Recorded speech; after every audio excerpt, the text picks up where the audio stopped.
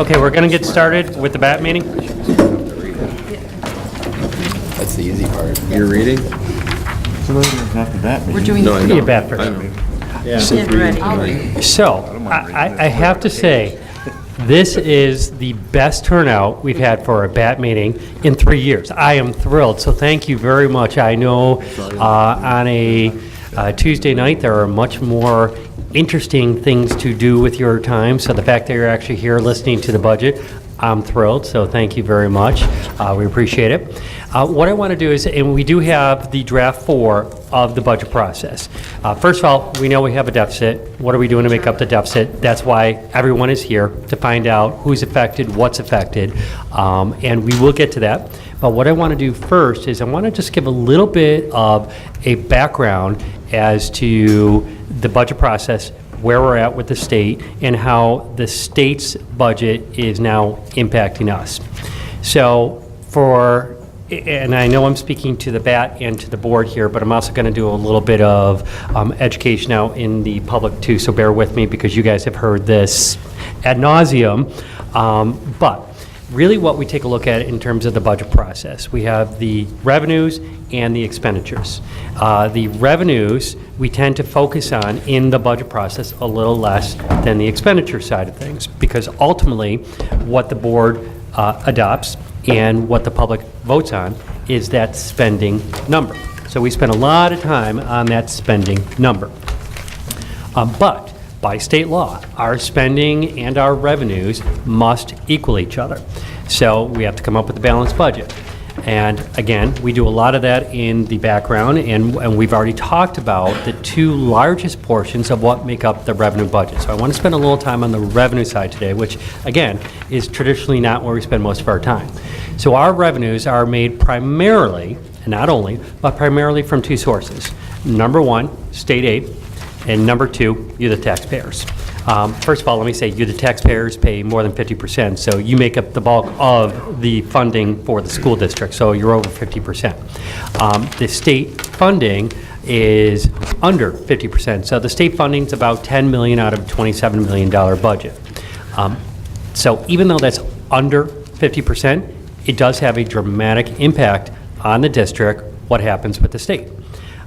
We are not as dependent as some other districts that may have an 80 or 90% state aid ratio, meaning 80 or 90% of their revenue budget comes from the state. For us, it's under 50%. But still, when things change from what they say they're going to do to what they're actually going to do, we have to react to that.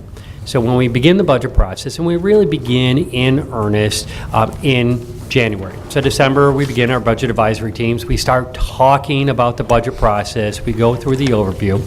We hear from every department as to what the spending plan is for each department. But also in January, a key piece of the budget comes out, and that key piece is the governor's budget. And we're going to see this in the presentation, but he comes out with his budget at January 13th was the date this year. That is for us and for every school district in New York, it's a baseline. Generally what you see is we will not see any less aid for the coming year than what the governor has actually put out. Traditionally what you'll do is you'll see more aid come in than what the governor puts out. That's his starting point. He's not going to give everything up at first glance. He wants some negotiating power with the Senate and the Assembly. So as you begin that process, we, the district, have to take a look and say, okay, here's the revenue he says we're going to get. Do we think we're going to get it? Where do we think we're going to end? Then we have to say, okay, for the rest of our revenues, or the bulk of our revenues, you're the taxpayer, by March 1st, we have to say where we think that's going to be. Do we think we're going to go above the tax cap of 2%? And you all have heard me say many times that 2% is not 2%. So by March 1, we put in whether or not we're going over the tax cap. We don't find out our final state budget until the end of March. The problem comes in is if that comes in any different than what you had planned in terms of the revenue and also what the tax levy, where you, the taxpayers, pay, now you have a problem. And whatever that difference is. So as we look through the budget process on January 13th that the governor released, he says, okay, here's how much we're giving to you, the school district, and it was a little over $10 million. And it was an increase from the prior year. So in January, when we get that, We go into our budget, we put everything into the system, here are the revenues that we're anticipating. Now, March 31st, the final budget comes out, April 1st, even though it wasn't actually truly voted on by the Senate and the Assembly, but it was still passed anyway, even without a vote, which is interesting to see that process, but still they passed an on-time budget. That on-time budget, we said, okay, we expected we were going to get some more monies back. What did we actually think, and how close were we to our expectations? From our elected officials, they all made it very clear. This would be the year we get rid of GEA. They all pledged, they all vowed.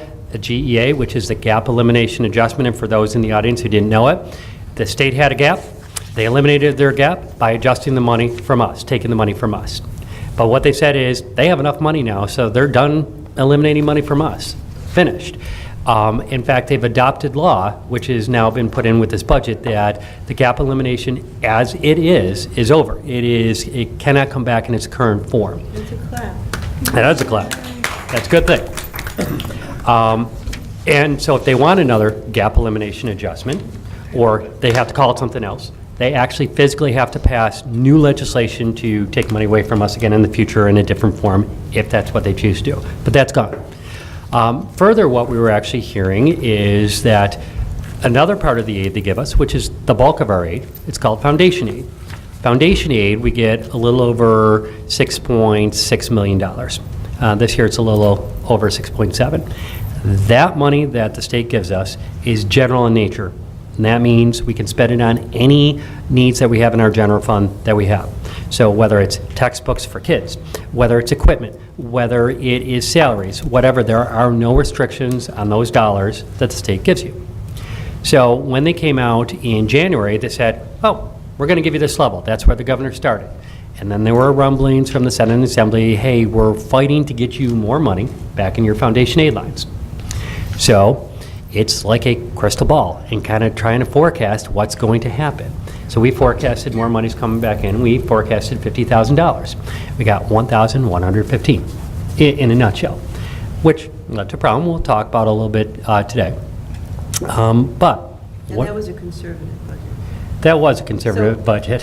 So what I would say to you after working with Tom for 3 years is that if Tom's recommendation to the board was 50,000, that in the background, he was really looking at 100 or 150. So it's not just a $50,000 loss. It's the stuff that we didn't budget for that we were also hoping for.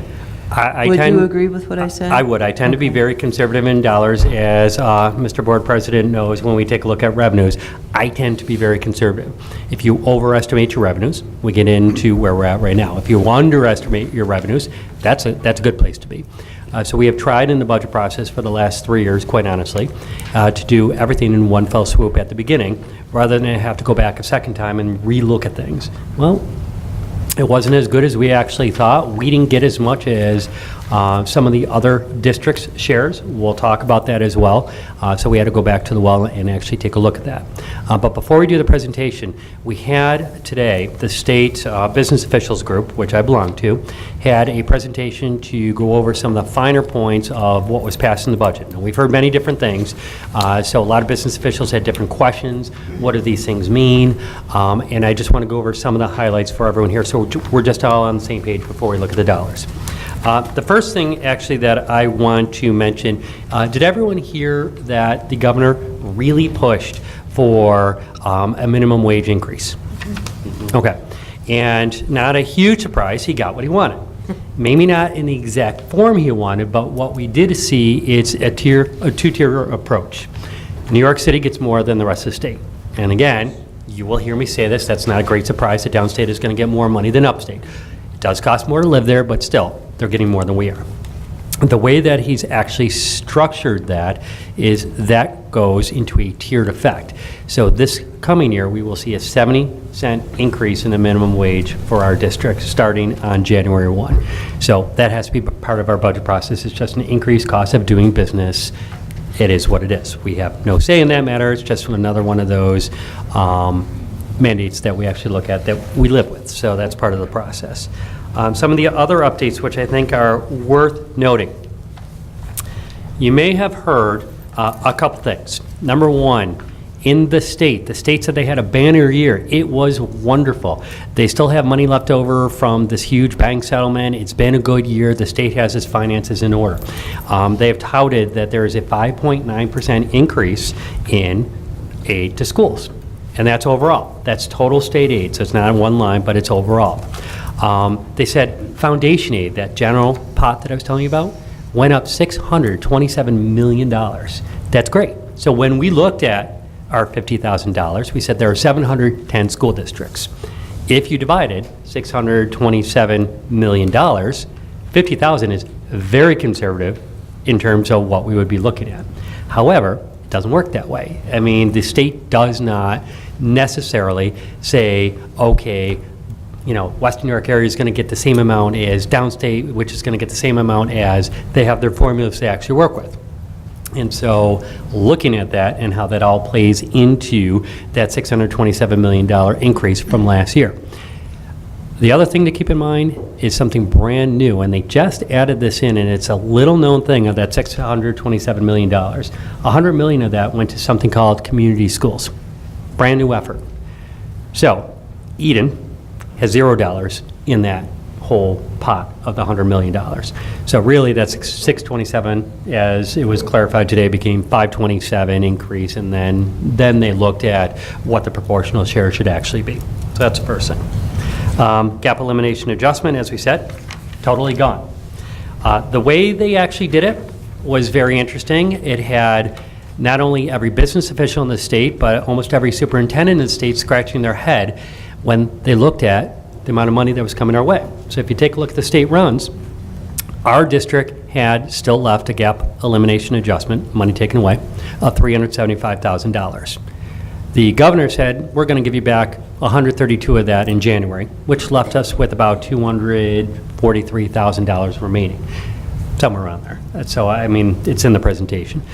But when we took a look at our runs, the remaining portion, it didn't show 375 gone, it only showed 355,000. It still looked as if we had 20,000 remaining in the gap elimination adjustment. Now, it was widely touted that it's over. So why is it that we still look like we're owed $20,000 when it's over? The answer is the state wanted the formula to look a certain way. So what they said is, we want it to look like so much is going to Western New York, so much is going to downstate, so much is going to Central New York. So they did two lines. The first line was following that formula. So they can still say, hey, we followed our own internal formula and we did it the way that was fair and consistent and that we do everything. And then they said, well, people still have money left over and we haven't paid everyone. So now we're just going to add another little line at the bottom and said, total amount due. And for us, it was $20,000. Some had 70, some had 0, some it was all over the amount. And that was the extra money that didn't fit into their formula. We got all our money, it's just how they wanted to actually report it out. So later, when you talk about that the amount of money that we get in foundation aid was directly tied to the amount that we got in the GEA, I'm going to make an assumption that they used both formulas to derive the foundation aid and not the made-up formula that they made to make it look like they wanted it to. It makes sense. I would not go on a limb and say absolutely without a doubt, but that makes sense. So when we took a look at that and said with GEA, we did get our full $375,000 back, but they had to report it the way that fit in that structure. A couple other things that we looked at when we started looking at the numbers. They touted certain things that was great. Foundation aid, that general, went up 4% from last year. And again, remember, that includes the community schools. For Eden, that amount went up 0.43. So nowhere near what the state average was. The state average is what? 4% across the state. We're 0.43. As I said, an additional $1,115. We figured if we were anywhere close to what the average would be, we would be much higher, but we were not. But I'd like to say that we've had conversations with finance directors and superintendents in other districts, some of them who got nothing. Correct. Oh, yes, we Right. fared better than other districts, So there are some districts at 0 in foundation aid where it would really have been a negative. correct, Right. because you're held harmless. You were Right. not going to get less than the year before. There are some districts who got significantly more. So while I was complaining to one superintendent about my 1,115, he kindly told me that they got 0, so. Yes, I know exactly which Do district we it know is. what districts got considerably more You than us? you have it in one of the Oh, emails that's I sent you. So in one of the state aid runs that I sent you last week, you have the entire state of New York. Okay, a couple other things to point out. When the January numbers came out, another key portion is transportation aid. We get money back for money we spend in transportation. So what the state actually said is, we had spent in 2015-16 in January, this shows how the numbers change, they said for 15-16, we were spending $1.2 million. And we expect your aid next year to be $1.25 million, an increase of it was just under $50,000, $47,000. We looked at that and said, that number doesn't make sense, because we're not purchasing more buses, we're purchasing the same number of buses, we're not going to get more aid on that, and we actually have less miles that we're traveling, and we're reimbursed for our expenditures. So if our expenditures are actually going down, why are we going to get $50,000 more dollars than what we're getting in aid this year? It doesn't make logical sense. So sometimes you have to interpret those numbers and say, is everything they're saying, because these are all estimates, are all these numbers, do you think they're all going to come through?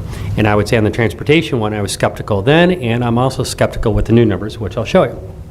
Statewide, it went up 4.4, we went up 4.77 in transportation.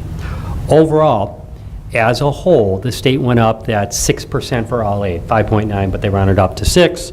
Overall, we went up 4.17. A lot of that was transportation, which I don't think we're going to see all the aid in transportation. So I'll talk about that as well. Next, as I said, with gap elimination adjustment, where I talked about, it is now written in the law of how they were going to reimburse every district, and it's also written in the law. That is gone. Let's see.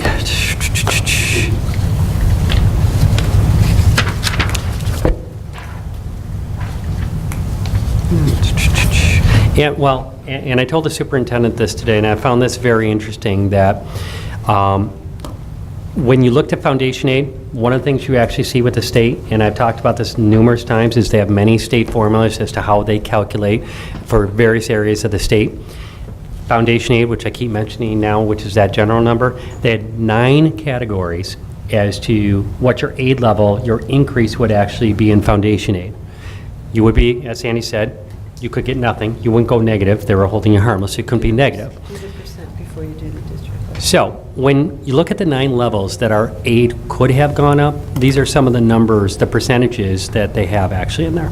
7.784% increase, 7.03%.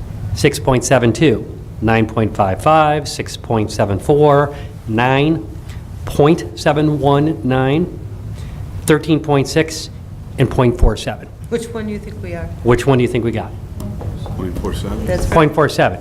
Now, as I said, if you heard me say, we didn't get 0.47. We got like 0.43. So I have a question into the state. Where's our extra couple $1,000s? I mean, we'll take every dollar we can, but we're not even at 0.47. We're at 0.43. So if you're going to give us the lowest, give us the lowest. Don't give us less than the lowest. So we're still fighting that one out. It's a difference about just under $3,000 more. I mean, not that it's going to make or break us, but we want every dollar that's actually coming to us, that's for sure. It's been a long week. It has been a long week, actually. Talked about community schools. STAR, this is going to be something that impacts everybody in this room, every single person. In August, we talk about what your taxes are going to be for the coming year. It's a multi-step process. We get information from the towns. We then calculate actually what the rate's going to be. We have 5 different towns in our school district. We have to blend them all together, and we come up with what the taxes are. Everyone is familiar with STAR, whether it's basic or enhanced STAR. There are new changes to the STAR law, and it is permanent moving forward. Anyone who currently has STAR, basically your grandfather, but any new person who goes into a new home, and let me clarify that. No. Anyone who goes into a new home, you could add STAR in an old place, but anyone who goes into a new home and you were not on the Eden tax rolls for the 15-16 school year, you had to be, if you were on our tax rolls, your grandfather. If you are not on our tax rolls this year, you don't qualify. You're a new person. Any new person who goes for Star will not see a reduction in their taxes. You So will, people moving into our district. anywhere in the state. Anywhere in the state. It's not just our district. It is the entire state. If you want Star anymore, you don't get a reduced tax bill. What you will get is a credit to put on your taxes when you file your taxes. It's a great way for the state to do it. They're not giving out money, because what would happen in the old days, and everyone was grandfathered, is this, people forget, but the state would make all communities whole. So let's just say they calculated $1 million in Star money for Eden, and we get a little more than that. And they said, okay, we're giving Eden $1 million. That comes off all the taxes for Star residents. Not anymore. They're not giving us that million. They're going to give us less. They're going to say anyone who's grandfathered, we'll give you that money. Anyone who's new, they're going to have to fight for it afterwards. And if you forget it, you forget it. That's just the way it is. It is now. And even if you are a longtime homeowner, the next time you actually go and sell your house and get a new property, you'll be under the new rules. So do you know with that Star, the new homeowners that move in, do they have to apply for that every year? Or is it? Do you know, I can't even tell you the rules, if it's an annual thing or if they're changing how that works, and it's a renewable, I don't know. Can't even answer that yet.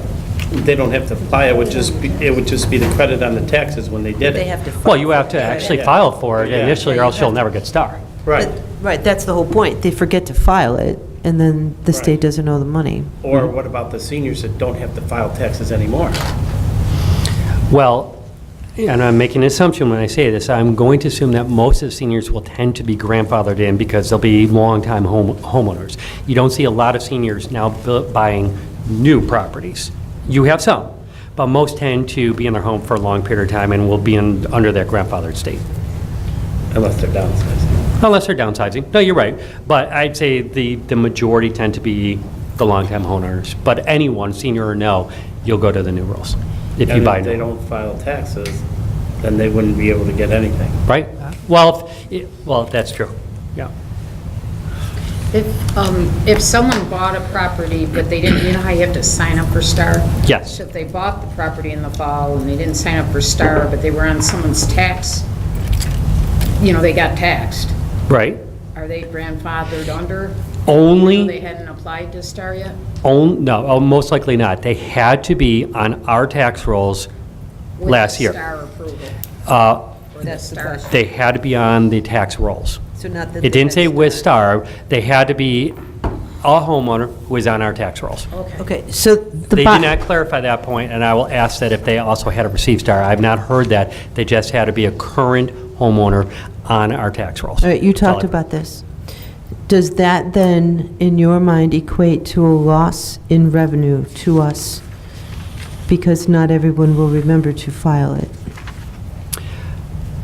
Don't know. Okay. I can't even answer that question yet. I mean, it was adopted April 1st, we're April 4th. Deborah Cunningham, who is pretty high up in state ed, she had moved over and now is with the Business Officials Group. She's the one who gave the presentation today. She couldn't even answer all the questions, and she's right there learning all of it, so I just can't answer that one yet. Next. Other questions on Star before? Okay. Next. The governor, as I said, in terms of PR, I think this next one falls under the PR part. There are schools who do well. There are schools who don't do well. What? Academically and financially. There are some schools who are in receivership. There are some schools who fight hard to get out of receivership and do it. This year, there were 70 schools who got out of receivership, and the governor had said that he wanted those 70 schools to remain on the receivership list. No good reason that they should remain on the receivership list. They're no longer in that state. However, he fought with the Senate and Assembly to have them remain on there. He didn't win that one, believe it or not. But when I take a look at that, and I've said, not only personally, but also as Director of Finance, I do think there is, from the state perspective, a very clear perspective to make schools look in a certain light. And it's a not favorable light, that we're all failing academically, financially, and if you continue to put people on a receivership list when they're not, it does the same thing. I don't see how that's any different. So I thought that was interesting, and that did not happen. Next, the state owes us money. Shock. They owe us a lot of money. Well, not just ours. They owe to the entire state school districts, they owe about $318 million.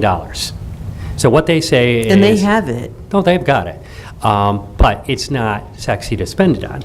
It's much better to say we've ended the GEA, look at us, as opposed to, well, let's pay our back bills. You don't get a lot of press for just paying your back bills.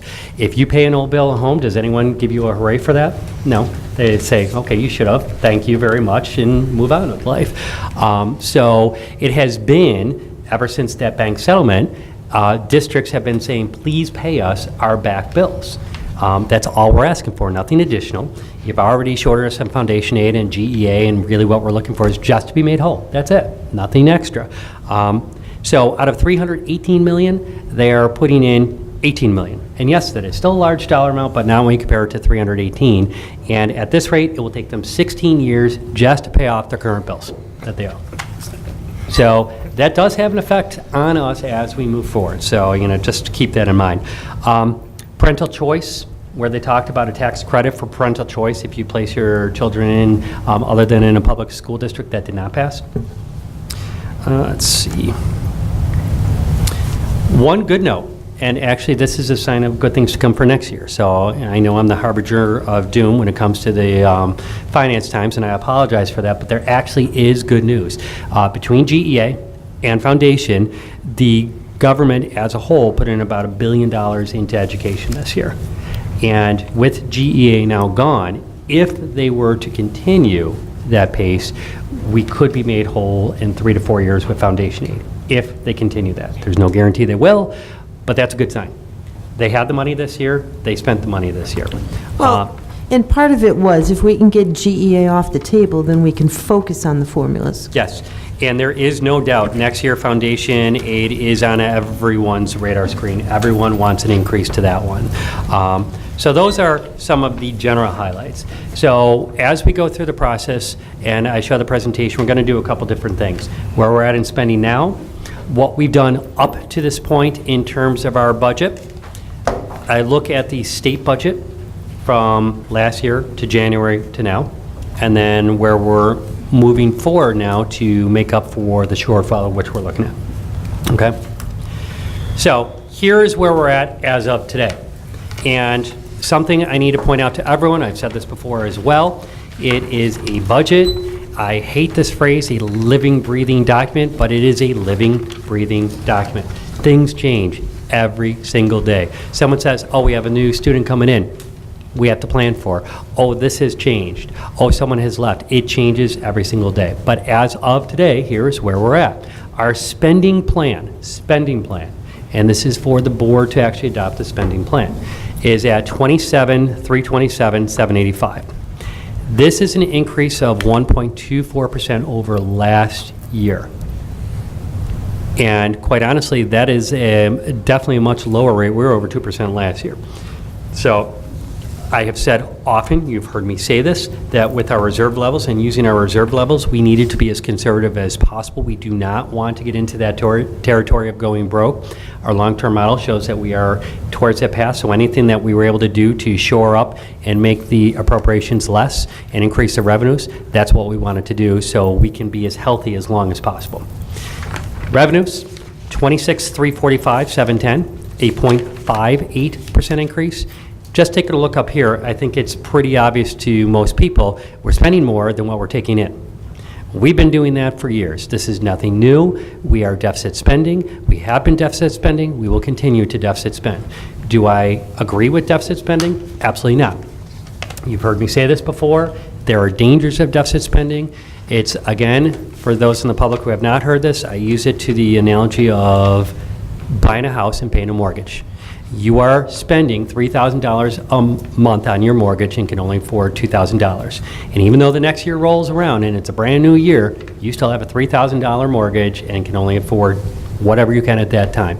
So you're starting with that deficit already intact for the following year. So when I take a look at this and say, we have a difference, a shortfall of $982,000, we are deficit spending in that amount, $982,000. We're doing more than what we can actually afford with the money we've got. We've been doing it for years. It is widening the amount of deficit spending that we're actually doing. Last year, we ended at about 600,000. This year, we're at about 982,000. So that is from a conservative director of finance position, which is, I hope that's what you hire me for, to be conservative. That's alarming when I see that growth in deficit spending. Okay, where have we already been in this process? What have we done to date? We've tried to do as much as possible without affecting students, without affecting program, without affecting staff. And I'm sorry, when we started out with an over $2 million budget, you can't have zero effect on all three of those. There is going to be some. We try to minimize it as much as possible. And I've said before, I'll say it again, I do not take lightly when we talk about the deficit. I do not take lightly when I talk about the cuts. Nobody wants to do it. We spent many grueling hours looking at this. It has not been fun. People have paced. People have not been happy. It has not been a pleasant process. So I don't take it lightly because it is students' lives and people's lives that we talk about. We realize that. So some of the things that we looked at that aren't people, direct student-related, things that we could do to get by.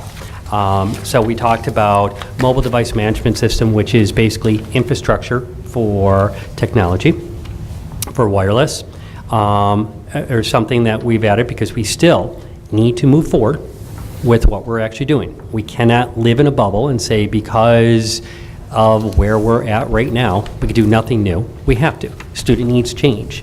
And some of these things actually do require some difference. So infrastructure for wireless, that's where kids are actually going. We have to be able to respond to that. A shared district coordinator who looks at instructional needs. BOCES E-rate, which really has to deal with telecommunications and the FCC. We spend money, they give us money back. In total, it is about an $80,000 cost for us. New social worker, we have more social emotional needs in the district, so a .17, which is just 1/6 basically of a teacher, or social worker in this case. Technology teacher, more demand for technology. AIS, academic intervention. Students who are struggling may need a little bit more assistance. APEX, teacher advisor and coordinator. This is for basically after school and looking at coursework outside of the traditional classroom structure. Can I ask a question? Yes, you can. Could not this after-school Apex teacher position and coordinator, could that not be during school and maybe an AIS teacher help with those kids?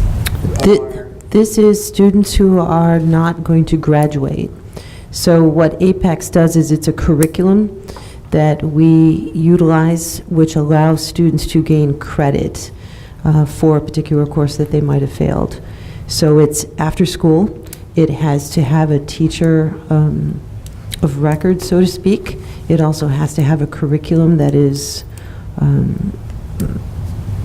endorsed by New York State. So it's very different than AIS. This one right here is cheaper than during the school day. If you start to think about if I were to offer it as a period in the day, then it's probably a $15,000 cost during the day, because I would take my teacher plus the benefits and divide it by the number of periods that they teach. This one's pretty cost effective. I was- Yeah, but that's what it is. It's different than AIS. That's why you guys are here. Capital outlay, what that is that, again, our buildings are aging. Even though we have a capital project, there's other things that we need to do even before that. At this building next year, we're going to be doing some work on some of our masonry and doors and the pool area. We spent $100,000. They give us a little over $80,000 back, the state. It's a net of 21. It's not a bad deal. I don't know anyone else is giving you over 80% or just under 80% for what you spent. For students, BOCES science kits, QWare, which is scheduling, and IP, again, technology camera service. So that IP camera service is actually going to be on our external doors in places where we have either technology or something that we're trying to make sure doesn't get stolen, that we've been asked to have by the town, lock boxes, blueprints, keys, whatever it might be. And this way we have an eye on it. New safety standards. Incorporated into our capital project somewhere? Money found for that from our capital project? So there is wiring that's going in. This is the cameras themselves, and the cameras themselves aren't part of the capital project. You ask good questions today, Patty. We gotta find money. Yes. Yes, keep Okay. keep asking. Reductions that we've already talked about at the previous BAT meetings, family consumer science, 1 section, computer teacher, 0.47, special ed teacher going from a 0.67 to 0.5, P-TECH, which is a alternate program at BOCES for students. We were going to add another slot. We are not doing that. Supplies frozen to this current year's levels, so nothing more on there. NISBA, which is School Board Association Conference, of reducing that line. We belong to BOCES Risk Management. They look at things like OSHA standards, safety around the schools, of eliminating that. 101 Tech Initiative. If you see up above, it is highlighted in yellow. So we have previously put that on as a reduction, and it's highlighted for a reason. You'll see further in the presentation. The recommendation is to actually bring that back. PPS reductions of $80,000 as well. So PPS are students in special ed, so a recommendation that we have been able to follow through on is bringing a few of our students back from BOCES, and they will be educated in their home school, and we're very excited about it, and I appreciate those who have spent some time getting that to happen. 4th grade and 6th grade with retirements of reducing a class at both levels, and looking at not only the class, but the associated specials. And when I say specials, I'm talking things such as art, music, PE, library. We refer to those as specials. So if you reduce one section. Now, it doesn't mean, if you look at the FTEs, it's 1.15 in each case. It doesn't mean that just because one teacher has lost one section, every special was losing as well. So you really have to look at all of the schedules and see how that intermingles with other programs that you're actually doing, and can you actually reduce. So not every one of the specials was reduced in both cases. That's why. So if I could just jump in on this one for a moment, too. At the last board meeting, there were some concerns from teachers and from parents, also in some letters that I received, that we were asking for 6th grade to go up to 28 or 29. Our current 6th grade class ranges somewhere right now up to 24.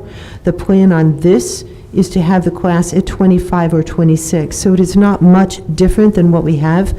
I think some of the concern came, well, what if we get a lot of students? We can look at trend data from the past to see how many students we get in one grade. Last year, we did have an anomaly of a number of students at 6th grade come to Eden, but they all came from the same school. So there was another factor happening last year about why all these kids of different families came from one school. So it's not anticipated that we would get that type of a number again this year. And if you take a look at that, we had 2 teacher retirements at the elementary building, so it didn't actually necessitate a teacher being laid off. It was a retirement actually with that. Another? There you go. What we talked about at the last time as well was the music program, and probably many people in the audience heard about that. There were several people at our last meeting who talked about the music program as well.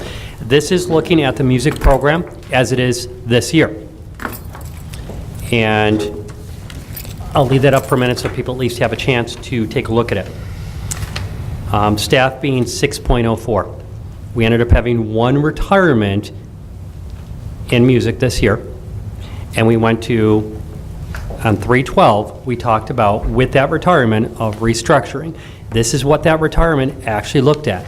And again, I see someone taking pictures. Anyone who wants to take pictures, it will be on our website as well, but feel free, that's what it's there for, so absolutely feel free. This is what we talked about at the last time with that reduction.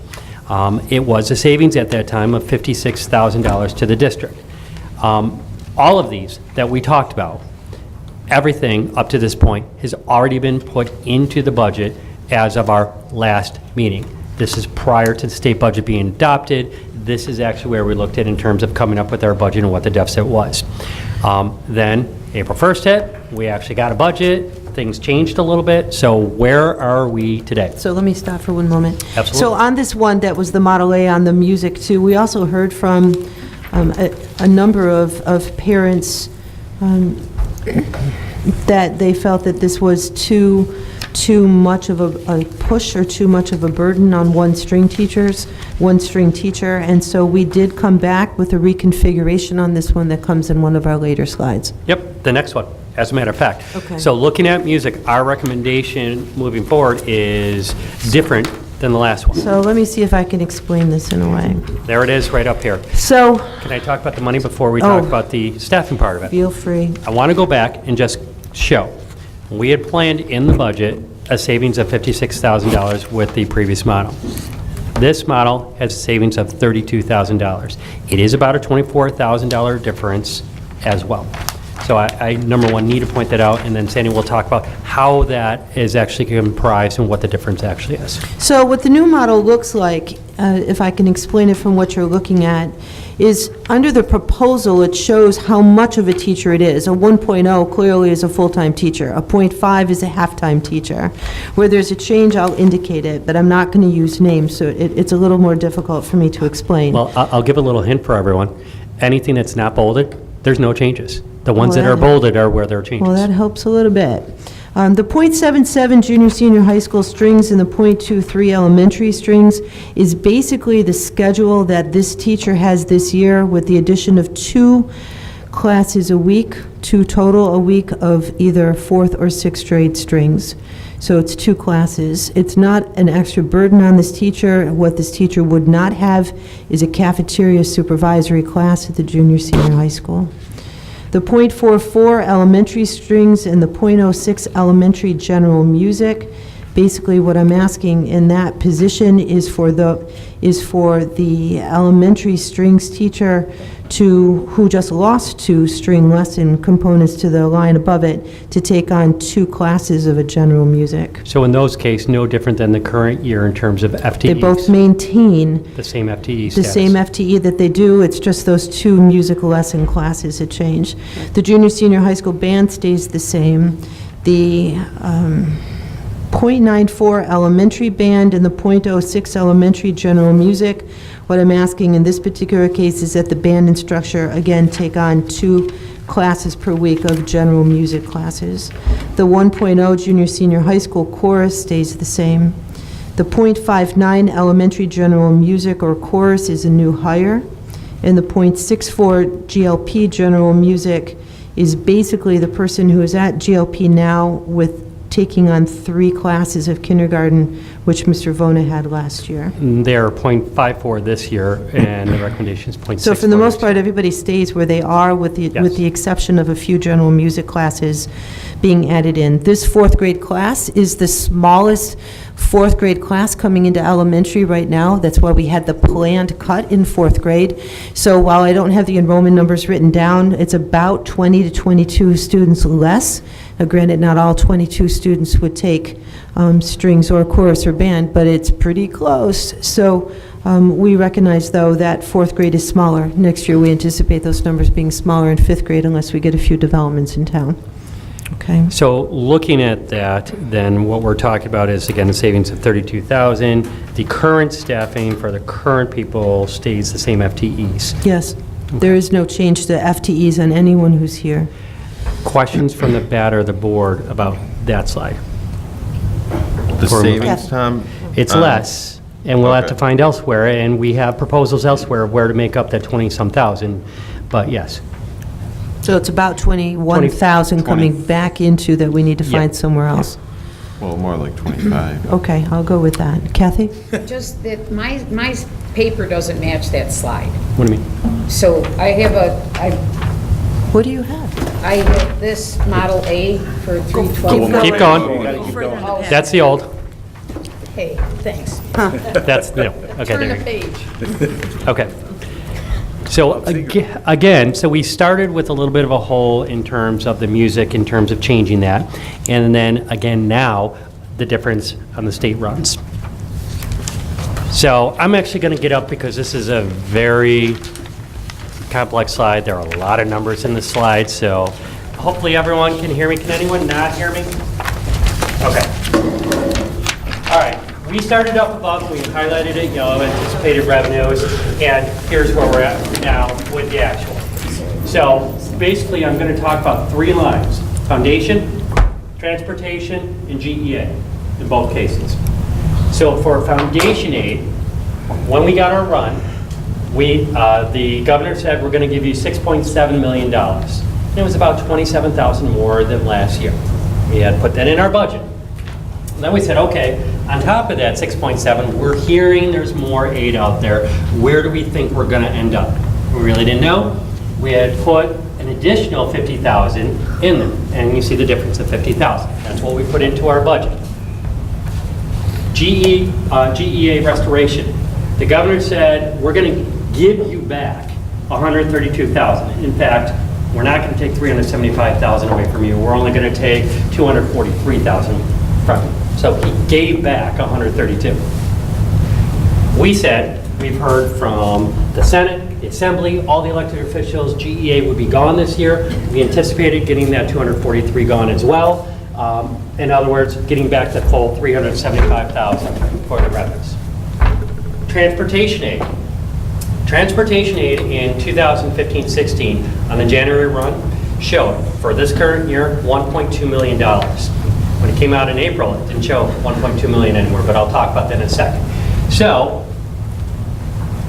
we actually said when they took a look at 1.25, and we anticipated 1.25, and we said that, I ended up eventually backing that out. Because as I said, I was a little wary that that whole amount would come in, especially when they said we made 1.2 million in expenditures we'll get back, that it's going to jump to 1.25. It just didn't pass the smell test. So even though initially we were going to do that, we ended up backing that out. So that actually comes in favor as we're making up the money now because we backed it out. As of April 1st, foundation aid, January, they said we were going to get this. We got this, a whole whopping $1,000. You see the difference of $49,000 on there as well between the 2 years. GEA came in just as we planned. Transportation aid. When we looked at the numbers now, they actually had said our 15-16 numbers are different than what they were in January. Now they're saying your 15-16 numbers are about 1.238, 1,238,000. So now they're saying, okay, while in January it said next year you'll go to this, now they're saying we'll go to this. 1.298 or just under 1.3. I don't believe that either. Again, an additional 46,000, which they're showing in our state runs, I don't think will actually come through. And you see my note? I think that appears unlikely. I really do. And if we book that additional 46, I think we're putting ourselves at risk of saying we're not going to make it. So I have a question. How can they say we're going to get something and then we don't get it? It's an estimate. It's what? It's an estimate. Expense-based aids are an estimate. Estimate. Yes, based off of what you had for last year, they're estimating what will be this year. That number changes. That's why when we took a look at this year's numbers, they've changed even from January to March. They're constantly updating these numbers as the year goes out. So it's not set in stone with those expense-based aids. Okay? And as I mentioned before, the foundation aid increase is a 0.43% increase over last year. And transportation aid can only be used, Well, we can use it, no, actually, we can use it for our general purposes now. They Okay. give it to us based on our transportation expenditures, but don't say you can only spend it on transportation. All right. So, but that's why we get the monies directly from. We just can't count on getting that much. that money, right, I understand that Correct. point. But now, looking at that, in my mind, if I were a betting man, and as I said, I'm conservative, I don't bet against the house too often. If I looked at that number that they put for January, 1251, that seems pretty reasonable now that they're saying our aid for this year is 1,238. It really is not a huge jump to go from those two. I think we'll get the January number. I don't think we will actually get the April number. So that's in terms of updating the budget. I had backed out that $40,000 increase previously, which helps us out in terms of our deficit, but I don't think we'll get that additional 46. Okay? So, given the fact that our revenues aren't exactly where we thought it would be, and we need to do a little bit more now to make up for that shortfall, what are we looking at, and what are we talking about this time? So we have the decreased foundation aid, and we have an increased expenditure in terms of the music program. So between those two, as I said, the foundation aid is about $49,000. The difference in the music program is about 20-some thousand. So it's about $77,000 when all said and done. We backed out that increase of that 40-some thousand in January, which really means we needed to save about $32,000, $33,000. We've come up with $31,000 here, and I'm going to turn this over to the superintendent to talk about this slide. So a .34 social studies is essentially 2 sections a day, 5 days a week at the junior, senior high school. The least senior social studies teacher would be at that building, so it's not a matter of it flopping into another building at all. This year, we had a teacher who was spending time doing professional development at the elementary school. We was not planned to do that this year. It's new standards in social studies, so we anticipated that coming back this year. We also offered an elective this past year of history in Eton that students have not signed up for this year, so that's another half a year, another period. So we're really only looking at one period for 20 weeks that we're looking for, and that can get absorbed into the smaller number of students in grades 7 through 12. The .34 math, also we know that we have fewer students at the high school, and we've been using some of our math staff in our learning lab, but in taking a look at the data, some of those periods are very shy of students, maybe 1, maybe 0, and so that's where we're taking it from there. It is not a loss in program. The .17 English, last year we did have a cut in English when one of our teachers went to be part of a reading teacher. That's why this one is smaller than the rest. The .17 art is due to a lack of enrollment in a few of the courses.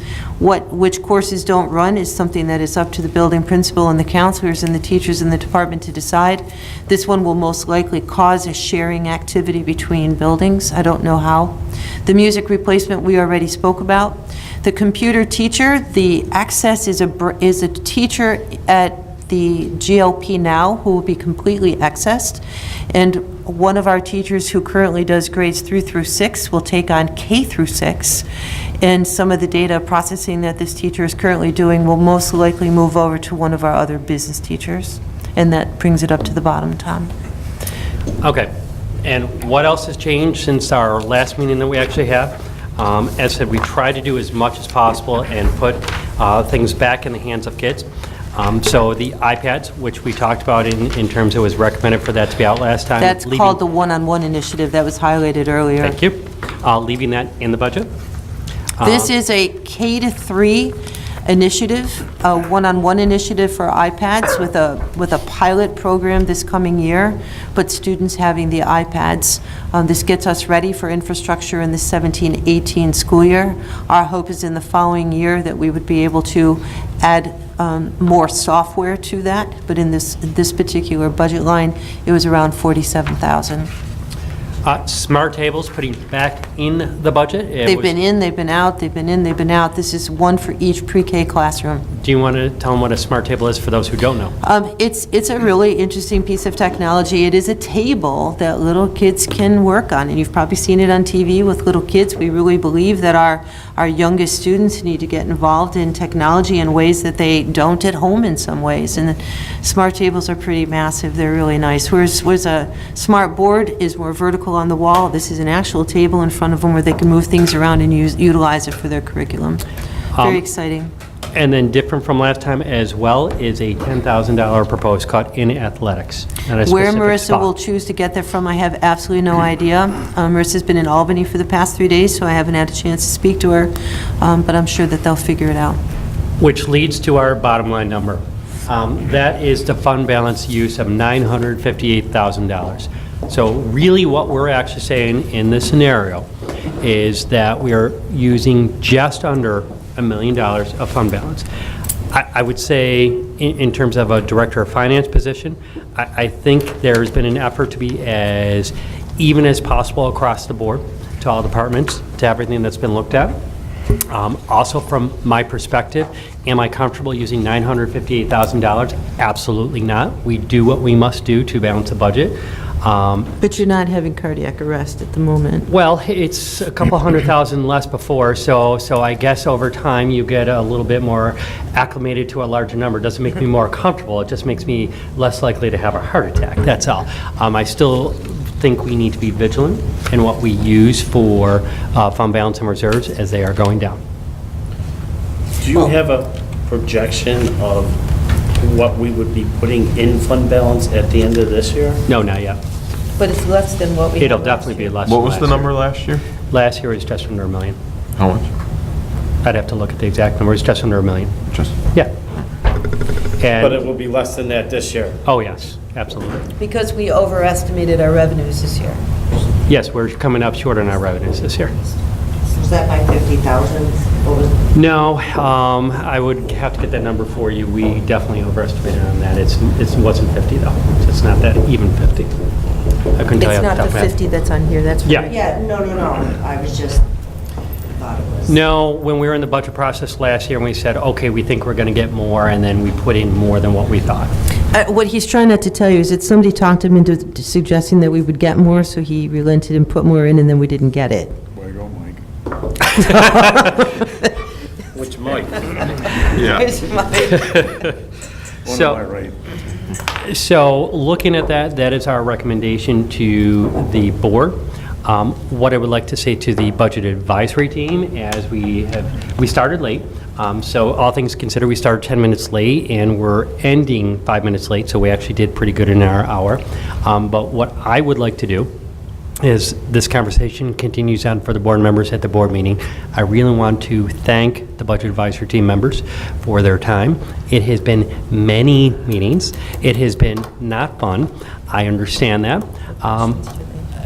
Correct. So let's take a second. I just am curious, the feedback that you had, we hope that you would learn a little in terms of not being experts in this. We didn't expect that. But maybe just to tell people what the process was. Not to even advocate for it, just what the process was. So I'd love to hear the feedback. Questions? Linda, what did you think? Putting her on the spot. Overwhelming. It is overwhelming, isn't it? There are so many lines and so many components. That's what I would expect for the first year for everyone to say is, it is overwhelming. I would absolutely agree with that. I never knew where everything went, and where it came from, or anything like that. I'm surprised. And if you're able to stay with us next year, and I won't put you on the spot right now, but if you are, hopefully year two would be much better and much quicker in terms of kind of seeing where everything goes. Just so you know, the trend is that those who have sat on that become board members, so just so you know. Just want to let you know, yeah. But we do appreciate you being here. The more people that are overwhelmed or have an understanding of just even what they don't know, makes it easier to understand the process that the board has to go through every year. Dan, any thoughts or questions for you? Well, it is interesting. I don't know enough to make what I'm going to say necessarily make sense, so that's always dangerous. But it doesn't. We have a lot of leaders these days. It seems as though the talk about how the money is allocated and what's going on with public education, I don't know whose charge that can be in a local area, but it seems as though there needs to be some type of political action that will say, you know, we want our community schools or we don't. And some of you have heard a little bit of the spiel at our last meeting, but frankly, I have several technical degrees. I have absolutely no idea how they're doing some of the things with the numbers, and I don't really think they know. Quite honestly, I would be willing to put the people who are doing this on the spot to say, okay, let's run some numbers and see if this comes out this way. There seems to be a little bit of magic. The problem with that is you all are being asked to come up with hard numbers before they're giving you numbers. It's one thing to say, we're going to give you this much money, but that's an estimate. But on the other hand, you have to make an estimate of how much we're going to put into a budget, but they haven't given you the numbers. It's certainly not a two-way street. So I just think we have to ask, and I don't know who the "we" is. I mean, I'm active. I'm talking to political and elected officials. They're not necessarily happy to see my letters and things, but I just think we have to ask ourselves, what do we want out of public education? And if they have the money that they took off of our backs for a decade, really. We'd be right? fine. Yeah, we'd be fine. Yeah, so if they have it now, whatever have means, where is it? They don't want to give it all back at one time, And I is what understand we've been told. that, but it should be something that can certainly be laid out, you know, without some unforeseen financial catastrophe. I mean, we're not talking about something that has to be laid out for 10 years in advance from now. We're talking this year. We're talking the next year and the year after. I don't claim to be a financial wizard, but this is not that difficult. So I'm a little confused. And I don't know if it's the position of a school board. Maybe, for all I know, they tell you people you can't do things. You know, there's so many things set up so we can't, we're told we can speak up, but there's so many To things who? set up so we can't. Who do you speak up to? I mean, Jen may have something to comment on that, because there are some people in other districts that are trying to form very similar to what Dan is talking about, but maybe it needs to be more formalized than that. I mean, you do have the Erie County School Boards. We're not a member because they're a $5,500 fee, so we don't do it. We're part of the Rural Schools Association, which we follow more as a rural school, and their fees to us are much more in line with what we can afford, which is about $800. And so the school boards do have voice, and right now that's Jen is part of the advocacy, and Paul is part of advocacy, and Mike too is an alternate. So there are some avenues, but no one really gets any answers when they want to talk to somebody, because you're right, it's not laid out. And even this budget was done behind the scenes, you know, the 3 men in a room concept. Almost seems like it's impossible. You've been given an impossible task. We're not really sure how much we're going to give you. We're not sure we're going to give you what we say we're going to give you. We want you to budget based on stuff we don't even know if we're going to give you. Then we're going to tell you what we're going to give you, but we're going to take some of that away, we believe, that they may give us. I mean, how the, people always say we got to run it like a house would be run. Your example is a good one, but that's not happening even here. People know they signed up for a $3,000 Right, mortgage. correct. They know they're making $2,000. That is known. It doesn't seem like anything's known. I don't know how you can do this. I just don't, it does, that's what I got out of this. It Well, does and not- what you have on top of that too is a governor who is not a public school advocate. Absolutely, he is not. Right. I understand that. But I think those are the things that should be promoted. And if we do truly have a voice as a community, then we should raise our voice and say that we do we want a school? And I don't know. You know I do. And my baby's graduating from your school this year. So I don't have skin in the game, so they say like that, but I still want it here. And I do think we have a voice. And as I said, I know what I've said has been very negative. Yeah, I wrote down the word cynical. Okay, cynical. But I do think we can actually affect change. I do think that our timing could be a little different. What you're seeing now is people in March talking about rallies. Yes. It's too late. We're talking November, December, before those final financial decisions are made by the state. Sorry, I have a little bit of a cold still. Before those final decisions are made, sorry. We need to be out there. We need to be fighting for more education dollars and how it should be coming to school districts. About the tax cap, things that we feel are important to our community here. That's a good point. Well, that's what I got out of it.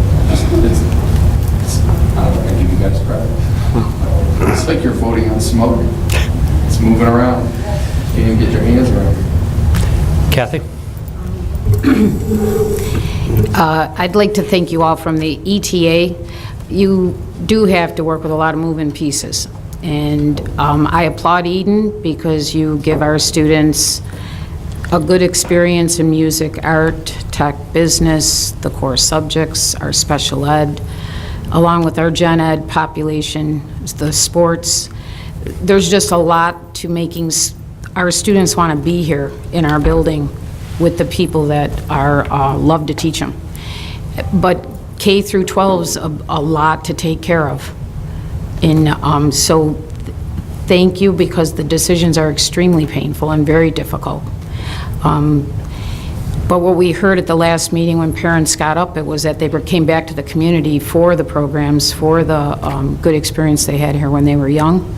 And I still think it's a very exotic little situation here that we continue to offer as much as we keep, and It's hopefully an with the interesting way of gap putting it. gone, and that the 3-year prediction that we can get it back on track, hang on long enough with the capital project coming together and all the other exciting things. So I'm still really optimistic.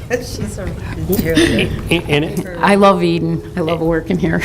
we will be, It's a nice place. the next budget process will be starting quicker than we can actually believe. We will, I said this from the start, we'll get past this year.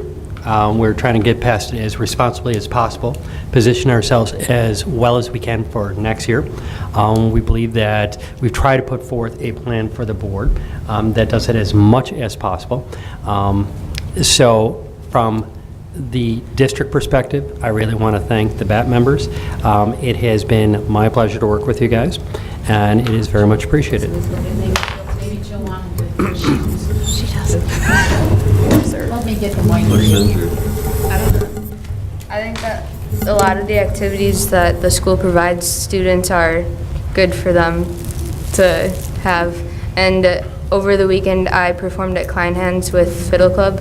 It was and awesome. Yeah, It it was a good really experience.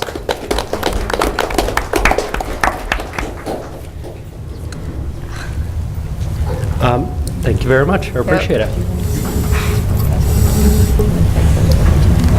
Yeah. Yes, I would like to thank you for your time in doing this and your service to the district and to the community, so thank you. And your BAT days are done for this year. You're finished. And then you can run for a board seat. So thank when you move very to much. Eden, We do retire. appreciate it. So let's take 5, just so that we can regroup.